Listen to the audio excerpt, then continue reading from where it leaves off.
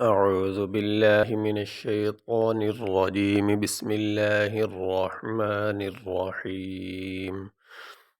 ذلك بأن الله نزل الكتاب بالحق وإن الذين اختلفوا في الكتاب لفي شقاق بعيد. زال کھڑی زبر زا، لام زیر لی، کاف زبر کا، ذالکا با زیر بی، حمزہ نون زبر ان، نون لام زبر نل، لام کھڑی زبر لا، ہا زبر ہا، بِأَنَّ اللہ، نون زا زبر نز، زا زبر زا، نزا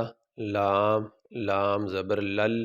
کاف زیر کی، تا کھڑی زبر تا، با زبر با، نزل الکتاب، با لام زیر بل،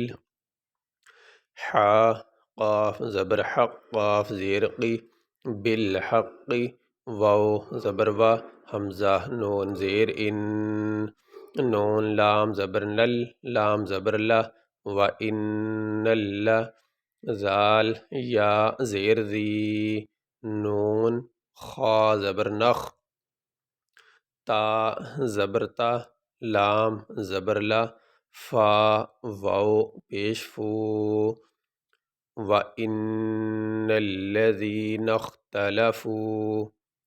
فا لام زیر فل، کاف زیر کی، تا کھڑی زبر تا، با زیر بی، فل کتابی، لام زبر لا، فا یا زیر فی، لفی، شین زیر شی، قاف الف زبر قا، شقا، قاف میم دو زیر قم، با زبر با، شقاقم با، یہ قاف کے بعد یہ اس کے ساتھ چھوٹا سا میم پڑا ہوا، تو یہاں یہ میم پڑا جائے گا، قاف میم دو زیر قم، با زبر با، شقاقم با، عین یا زیر عی، دال دو زیر دن، شقاق بعید، یہاں پہ آیت مکمل ہو گئی۔ یہاں پہ وقف کریں گے، سانس لیں گے، وقف کا معنی ہوتا ہے ٹھہرنا، تو جس جگہ ٹھہرا جائے، وقف کیا جائے، تو جس لفظ پہ وقف کیا جائے اس کے آخری حرف کو ساکن پڑھا جاتا ہے۔ یہاں پہ آخری حرف ہے دال، اس کے نیچے دو زیر، تو وقف کرتے ہوئے اس کے نیچے جو دو زیر ہے وہ نہیں پڑھیں گے، دال کو ساکن پڑھیں گے۔ اس طرح یہ طا پڑا ہوا بیچ میں چھوٹا سا، یہ بھی وقف کی نشانی ہوتی ہے، یہاں بھی وقف کر سکتے ہیں، ملا کے بھی ایک سانس میں یہاں سے پڑھ سکتے ہیں اور یہاں